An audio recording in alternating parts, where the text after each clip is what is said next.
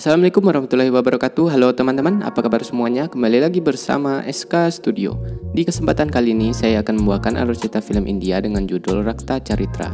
Sebuah film trailer action politik tahun 2010 yang didasarkan pada kehidupan seorang politisi bernama Paritala Ravindra yang berasal dari negara bagian Andhra Pradesh, India. Disutradarai oleh Ram Gopal Varma yang diproduksi langsung secara bersamaan dalam sinema Hindi atau Bollywood dan Tollywood yang biasa kita kenal dengan film-film India berbahasa Telugu.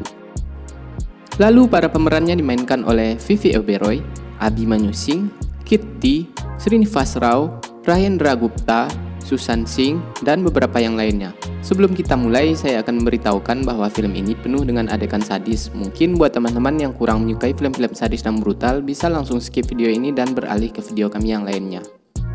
Oke, tanpa berlama-lama cus, mendingan langsung saja kita masuk ke isi ceritanya.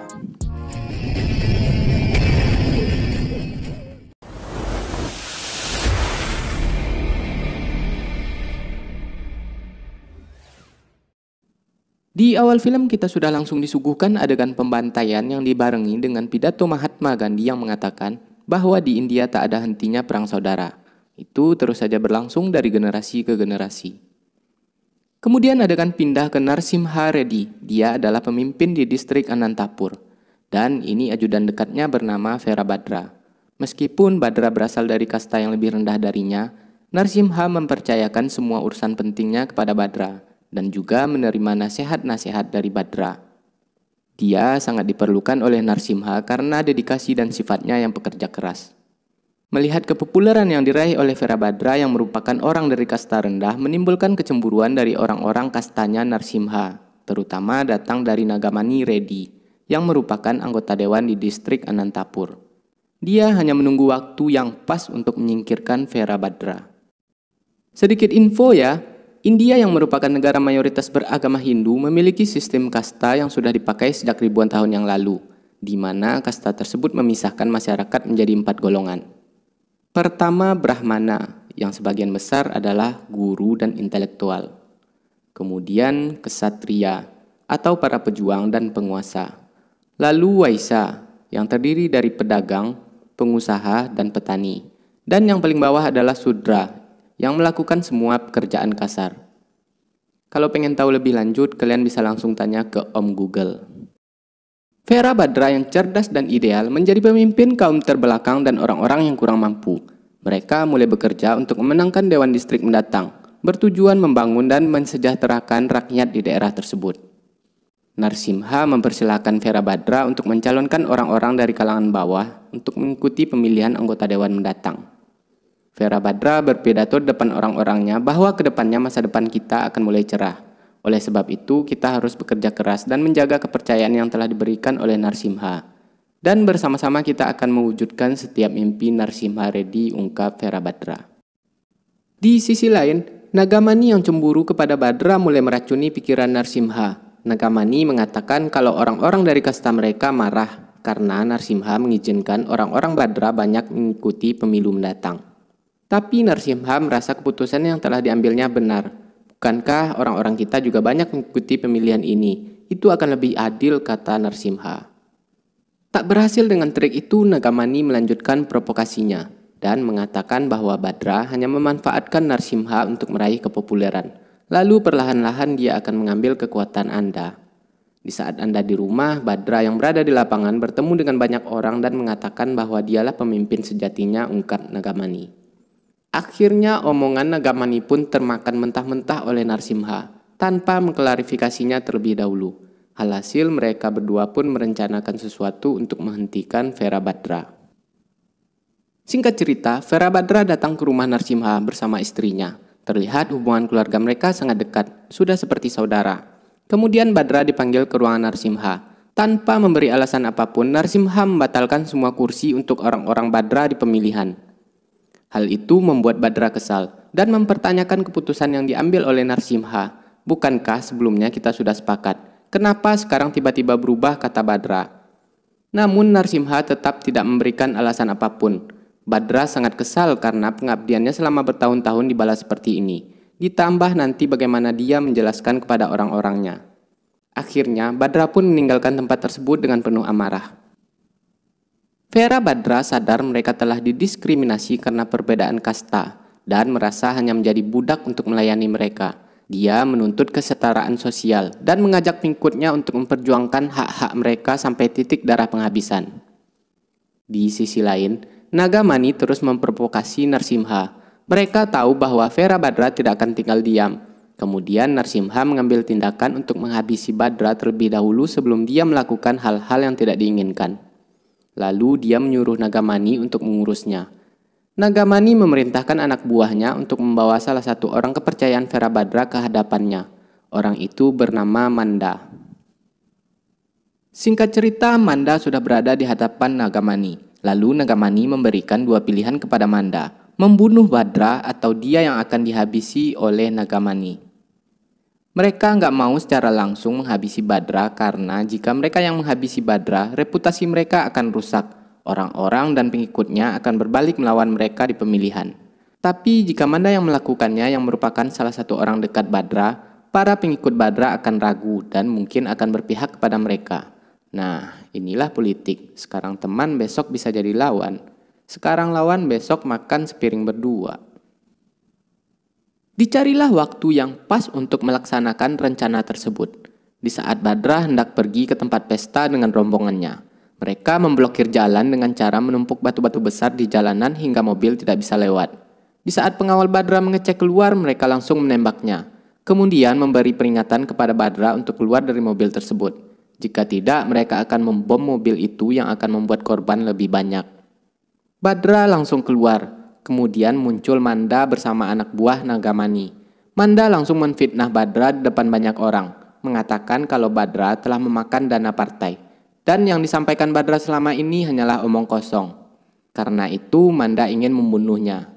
Badra mempersilahkan Manda untuk membunuhnya kalau memang itu yang diinginkan Manda. Tapi Manda tak kuasa untuk menembak Badra. Lalu anak buah Nagamani secara diam-diam menembak Badra. Kemudian memaksa Manda untuk menghabisi Badra. Akhirnya Badra pun tewas setelah ditimpuk menggunakan batu besar oleh Manda.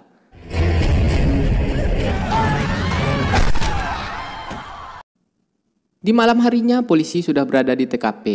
Inspektur Songong ini mengatakan Badra tewas karena salahnya sendiri. Buktinya dia telah dibunuh oleh orang dekatnya sendiri. Anak Badra bernama Sankar juga sudah berada di sana. Sankar tahu siapa dalang dibalik kematian ayahnya dan berjanji untuk menuntut balas. Vera Badra belum mati, anak-anaknya masih hidup dan jiwanya akan terus bersemayam dalam diri kami. Jika mereka ingin pertumpahan darah, kami akan melakukannya, ungkap Sankar. Adegan pindah ke Pratap Raffi, dia adik Sankar. Sekarang sedang berada di kota untuk melanjutkan pendidikan. Raffi menjemput pacarnya bernama Nandini. Dan di saat mereka ngobrol-ngobrol di kampus, datang orang memberikan kabar ke Raffi bahwa ayahnya telah meninggal. Raffi pun langsung bergegas pulang. Di sisi lain, Sankar yang tidak bisa melakukan penyerangan kepada Narsimha dan Nagamani karena mereka berdua meningkatkan pengamanan, memutuskan untuk melakukan serangan gerilya kepada para pendukung Narsimha dan Nagamani. Sankar dan pengikutnya membantai orang-orang dari Nagamani dan Narsimha. Tindakan yang dilakukan oleh Sankar membuat anak Nagamani tak tinggal diam. Dia bernama Bukka Reddy. Nih orang gak kalah brutalnya dengan Sankar. Mungkin lebih gila dia daripada Sankar. Dia mulai menculik orang-orang Sankar kemudian membunuhnya secara brutal.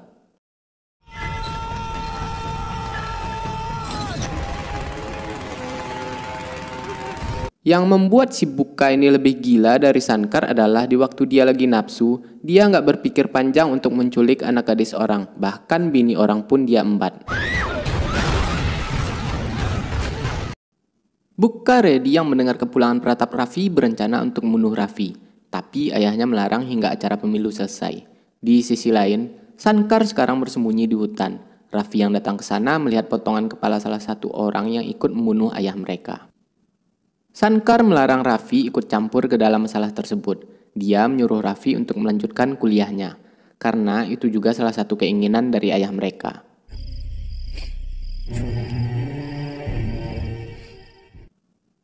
Singkat cerita, Inspektur tempo hari datang ke rumah Nagamani. Dia mengatakan bahwa Sankar telah berhasil ditangkap. Nagamani pun memberikan instruksi kepadanya. Ujung-ujungnya pasti cuan ini. Raffi yang mendengar kakaknya ditangkap langsung datang ke kantor polisi bersama pengacara dan kakak iparnya. Raffi minta dipertemukan dengan abangnya, tapi inspektur malah ngebacot. Lalu dia membawa Raffi ke sebuah ruangan. Di sana terlihat Sankar sudah tidak bernyawa. Inspektur tersebut mengatakan kalau dia telah membunuh Sankar sesuai hukum. Rasa kesal, sedih, marah, campur aduk lah pokoknya, membuat Raffi mengamuk lalu menyerang polisi membabi buta. Amukan Raffi berhasil mereka tahan, dan di saat inspektur hendak menembak Raffi, justru jidat dialah yang berlobang terlebih dahulu, karena ditembak pengikut ayahnya. Raffi berhasil diselamatkan dan dibawa ke tempat persembunyian mereka di hutan.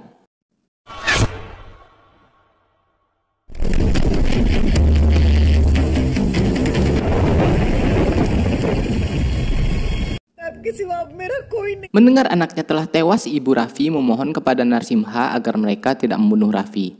Namun apa yang dia dapatkan di sana? Dia malah dihina. Istri Narsimha yang sudah dia anggap seperti kakaknya sendiri hanya diam tak bergeming.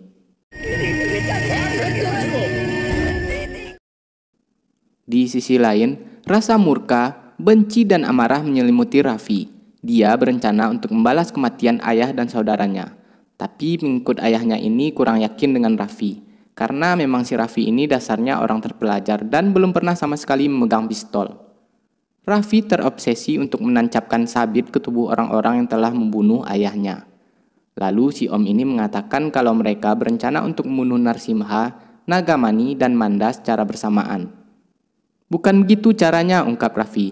Kita akan membunuh satu persatu dari mereka. Jika salah satu dari mereka sudah kita bunuh, kita beri jeda waktu untuk yang berikutnya, hingga mereka merasakan ketakutan akan kematian, ungkap Raffi.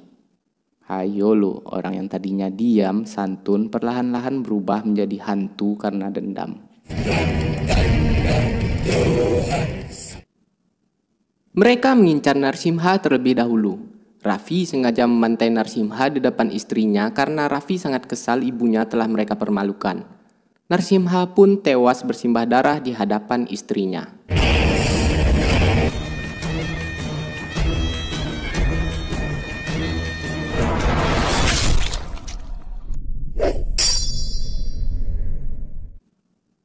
Adegan pindah ke Nandini yang sedang menelpon ibu Raffi. Nandini melihat berita di TV kalau Raffi dicurigai sebagai orang yang telah melakukan pembunuhan kepada Narsimha. Belum kelar bicara dengan Nandini, tiba-tiba nongol Bukka Reddy. Dia menyeret ibu Raffi dan kakak iparnya keluar. Bukka Reddy menanyakan keberadaan Raffi. Jika ibu Raffi tidak memberitahukan, dia akan memotong tangannya. Beruntung hal itu bisa dihentikan oleh Inspektur Aswini. Dia inspektur yang baru ditugaskan di sana, pengganti Inspektur Songong yang tadinya tewas. Setelah kejadian tersebut, Raffi membawa ibu dan kakak iparnya ke hutan demi keselamatan mereka. Kemudian ibunya memberitahukan kalau Nandini telah menelpon. Raffi pun langsung pergi ke tempat Nandini di kota dengan pengawalan ketat. Di depan Nandini, Raffi mengaku bahwa memang dialah yang membunuh Narsimha. Dan di masa depan dia juga akan membunuh orang lain karena ada alasan di baliknya. Di luar sana juga banyak orang yang ingin bunuh saya. Karena itu orang-orang berada dekat saya sudah pasti dalam bahaya. Sekarang pilihannya tinggal kepada Anda, ungkap Raffi. Nandini yang mencintai Raffi memilih ikut bersama Raffi. Raffi yang gak mau sembarangan bawa anak gadis orang datang menemui orang tua Nandini. Tujuannya ke sana bukanlah untuk minta izin, tapi untuk memberitahukan bahwa dia akan bawa Nandini dan berjanji akan menjaga Nandini. Lalu Raffi minta restu ke orang tua Nandini. Direstui atau tidak, saya akan tetap membawa Nandini, ungkap Raffi. Akhirnya mereka pun direstui. Ya iyalah, orang gak ada pilihan juga.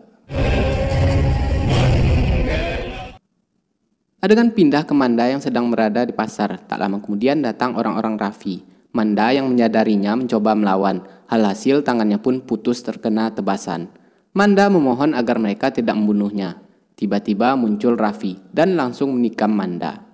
Beres 2 masalah, tinggal 1 lagi. Nagamani yang mengetahui Manda telah tewas menerapkan pengamanan ekstra. Sekarang dia dikawal oleh kepolisian. Nagamani sungguh begitu naif, mengatakan tidak butuh bantuan polisi untuk menjaganya, karena dia memiliki semuanya. Nagamani mengatakan kalau dia ingin dikawal polisi hanya untuk gaya-gayaan karena dia seorang politisi. Di sela-sela pembicaraan mereka datang Raffi dan anggotanya yang menggunakan seragam polisi, lalu membantai mereka semua termasuk polisi. Dengan ini misi balas dendamnya pun sukses. Tapi masalah tak berhenti di situ. Anak Nagamani, si Bukka Reddy yang sedang tidak berada di rumah di saat Raffi melakukan penyerangan, pasti tidak akan tinggal diam. Namun Bukka Reddy tidak serta-merta bisa langsung menghabisi Raffi. Sekarang ada masalah yang lebih rumit. Waktu pemilu sudah tidak lama lagi. Popularitas partai mereka hancur gara-gara kelakuannya sendiri. Dan ditambah sekarang bokapnya sudah tewas. Sudah pasti partai mereka akan terpuruk di pemilu nanti. Di sisi lain, popularitas Raffi meroket karena berani melawan keluarga Reddy yang sebelumnya sangat ditakuti oleh masyarakat. Bukka Reddy sekarang mengambil alih partai dan mencalonkan saudaranya di pemilu ini, namanya Puru Reddy. Puru Reddy sebenarnya orang yang berpikiran lebih terbuka, tapi karena dia berada di tengah orang-orang berpikiran barbar, mau tidak mau dia terpaksa mengikutinya. Bukka Reddy mengatakan saudaranya harus menang di pemilu kali ini. Jika ada yang melawan, potong kakinya. Tiba-tiba anak buahnya bertanya, lalu bagaimana dengan si Faji? Si barbar langsung menebas kaki orang tersebut. Sudah saya katakan siapapun yang melawan, potong kakinya, ungkap Bukka Reddy. Jadi, si Faji ini adalah seorang artis ternama yang mendirikan partai baru. Berkat popularitasnya sebagai seorang artis, si Faji berhasil mencuri hati masyarakat dan partainya berpotensi menang di pemilu kali ini. Si Faji yang belum begitu kenal dengan situasi dan kondisi di daerah Anantapur, ujuk-ujuk datang dari kota ke wilayah tersebut untuk berkampanye dan diteror dengan bom oleh kelompok Bukka Reddy. Dia pun langsung kabur dari sana. Tak terima atas kejadian tersebut, si Faji bertanya kepada ajudannya Rammurti. Rammurti mengatakan kalau menurut penduduk setempat, Bukka Reddy adalah iblis. Orang-orang takut kepadanya. Dia memiliki banyak musuh, tapi cuma satu yang berani melawan, yaitu Pratap Raffi. Tanpa pikir panjang, si Faji menyuruh Rammurti untuk membawa Raffi ke hadapannya. Singkat cerita, tibalah Raffi di kediaman si Faji. Anda adalah orang jahat yang melakukan hal-hal baik, tapi levelmu sangat rendah. Jika Anda meninggalkan darah dan memasuki politik, Anda akan menjadi raja yang tak terbantahkan. Jika kita menggabungkan kekuatan, kita akan bisa melakukan banyak hal. Gunakan otak Anda, ungkap si Faji. Gak banyak omong tapi berisi. Raffi tidak gegabah, dia memikirkannya matang-matang sebelum membuat keputusan.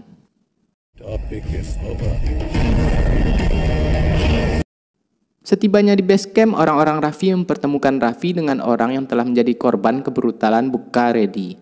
Dia bernama Babu, bekerja sebagai tukang listrik. Di saat dia ke kota masang listrik, adik Babu yang berumur 16 tahun diculik oleh Bukka. Setelah diperkosa, kemudian adiknya dibuang ke jalanan. Babu yang sampai di rumah kesal lalu pergi melapor ke polisi. Tapi laporannya malah ditolak oleh polisi. Karena malu, akhirnya adik Babu bunuh diri.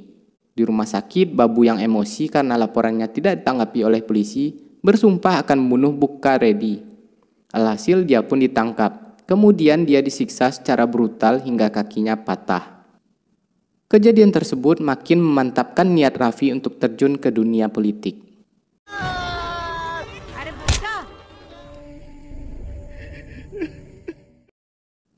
Raffi pun bercerita ke Nandini, kita harus mengubah sistem ini. Untuk mengubah sistem ini, saya harus menjadi sistem itu terlebih dahulu. Yang dikatakan Tuan Shivaji benar, kekuatan politik lebih kuat daripada kekuatan senjata. Dan saya harus mendapatkan itu, ungkap Raffi.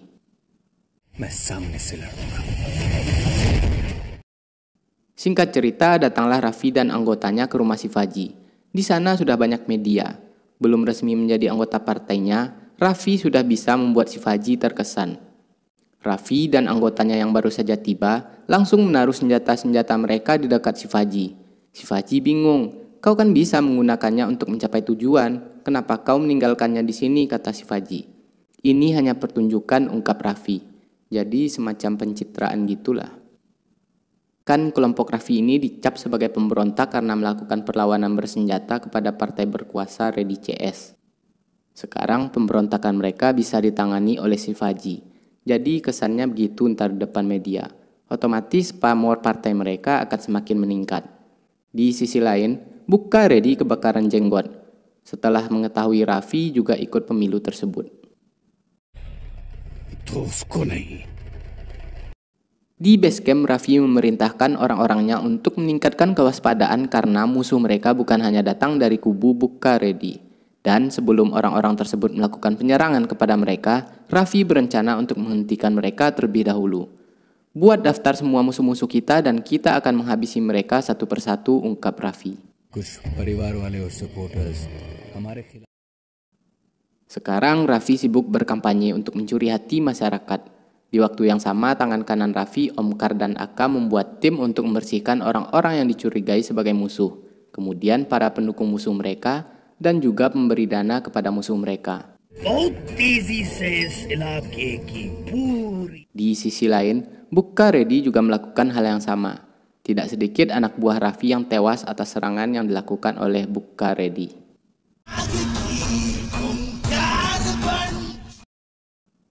Pratap Raffi berhasil mendapatkan kepercayaan dari masyarakat dan pada akhirnya mereka menang di pemilu tersebut. Shivaji sekarang menjadi Ketua Menteri Negara Bagian Andhra Pradesh dan dia mengangkat Raffi sebagai salah satu menterinya. Dan pada akhirnya Bukaredi menangis seperti bocah. Atas tuduhan pembunuhan yang telah dia lakukan, Inspektur Aswini datang menangkap Bukaredi. Namun naas, Inspektur lengah, dia malah tewas ditembak oleh Bukaredi. Puru Redi yang berpikiran logis mengatakan kalau Bukka sekarang lebih aman berada di penjara. Namun Bukka sangat terobsesi untuk membalas kematian ayah mereka. Bukaredi ngotot ke saudaranya kalau dia ingin keluar dari penjara secepat mungkin. Nggak peduli gimana caranya, pokoknya dia ingin bebas. Kalau enggak, dia akan bunuh diri. Puru Redi mendatangi pemimpin partai oposisi dan dia memohon agar mereka bisa membantu Bukka keluar dari penjara. Di sisi lain, partai oposisi juga kesal karena kalah di pemilu tersebut. Selama bertahun-tahun mereka menjadi penguasa daerah tersebut. Sekarang setelah kemunculan Pratap Raffi, mereka menjadi kalah. Mungkin Bukka bisa menjadi senjata mereka untuk menjegal Raffi. Akhirnya Bukaredi pun bebas setelah partai oposisi membayarkan uang jaminan. Raffi cukup kaget mendengar kebebasan Bukaredi. Sekarang Bukaredi tinggal di pusat kota. Dia mulai mengatur rencana untuk membunuh Raffi. Hal ini membuat anak buah Raffi sedikit cemas. Namun Raffi tak tinggal diam. Raffi menyuruh orang untuk mata-matai Bukaredi. Di saat pelayan Bukaredi keluar untuk membeli sayur, anak buah Raffi langsung menculiknya. Pelayan tersebut mengaku dibayar 500 rupiah per bulan oleh Bukka, dan Raffi akan memberinya 500.000 rupiah untuk menjadi mata-matanya di sana. Kemudian bagian eksekusi Raffi mempercayakannya kepada Babu, salah satu orang yang pernah menjadi korban Bukaredi. Raffi telah membuat tim untuk membunuh Bukka, dan Babulah yang bertindak sebagai ketua. Setelah menerangkan secara detail tempat tinggal Bukka, Raffi menginstruksikan tim tersebut untuk menyelesaikan pekerjaan mereka secepat mungkin karena risikonya sangat tinggi. Disebabkan di belakang apartemen tempat Bukka tinggal ada kantor polisi. Jangan sampai terjadi sesuatu kepada orang-orang yang tidak bersalah. Dan hal yang paling penting adalah orang yang membukakan pintu adalah orang kita, ungkap Raffi. Adegan pindah ke Bukaredi yang sedang bersantai. Di bawah juga sudah datang 7 orang yang akan menyerangnya. Tak lama kemudian bel pun berbunyi. Rupanya yang datang bukan orang suruhan Raffi. Dan beberapa saat kemudian barulah datang rombongan Babu. Mereka langsung menembak anak buah Bukka. Di kamar Bukaredi yang hendak bercocok tanam, lari lewat pintu samping. Dia sempat melawan, tapi Babu berhasil menembaknya. Dan langsung mengayunkan kapak ke punggung Redi, yang membuatnya tewas seketika.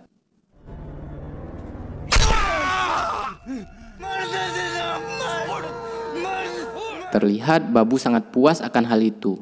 Dan tiba-tiba datang Puru Redi. Dia memohon kepada Raffi agar tidak membunuhnya. Puru mengaku secara pribadi dia tidak pernah sekalipun berniat untuk mencelakai Raffi. Dan dia tidak ingin lagi berada di dunia politik. Raffi pun mempersilahkan Puru pergi.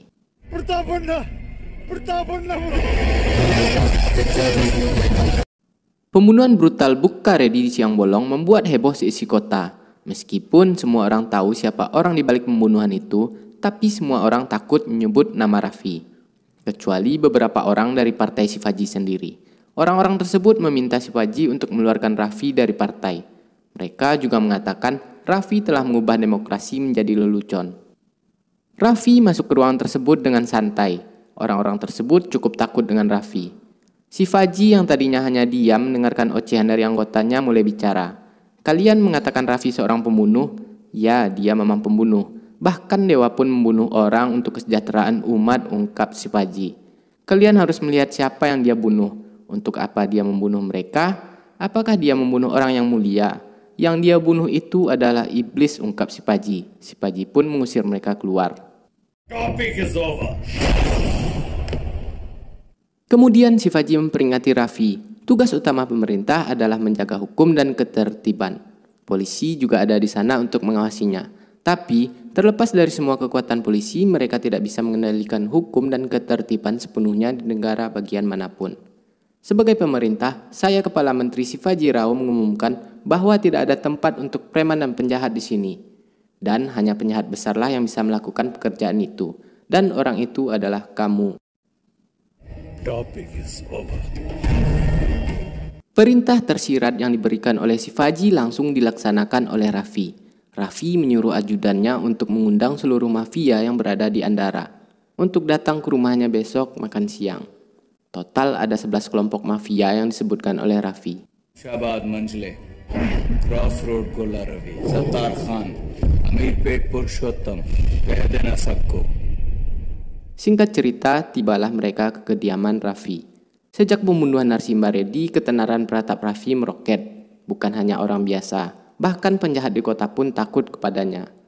Atas undangan tersebut, mereka bukan hanya terkejut, tapi mereka juga senang. Tapi mereka juga curiga. Mungkin Raffi juga mempunyai maksud lain.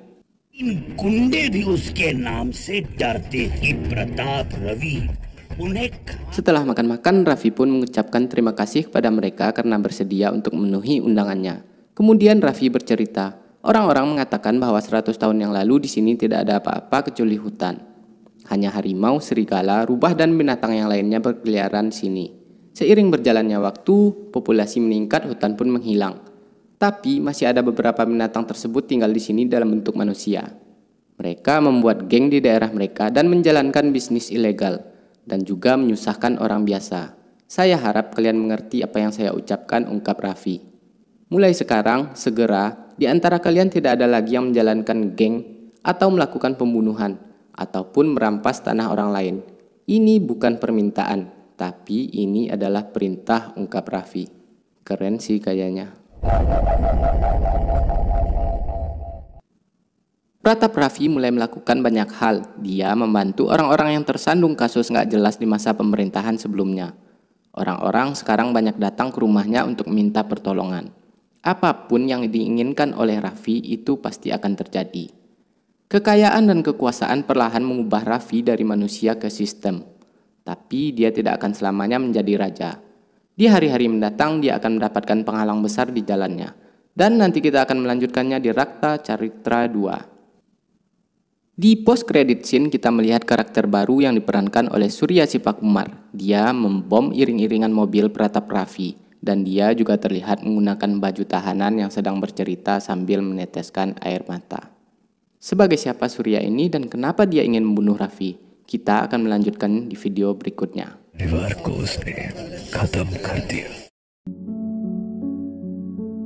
Sejarah membuktikan tidak sedikit korban berjatuhan yang disebabkan oleh gejolak politik. Baik itu karena perbedaan pandangan ideologi, ras, suku, bangsa, agama, ataupun kasta.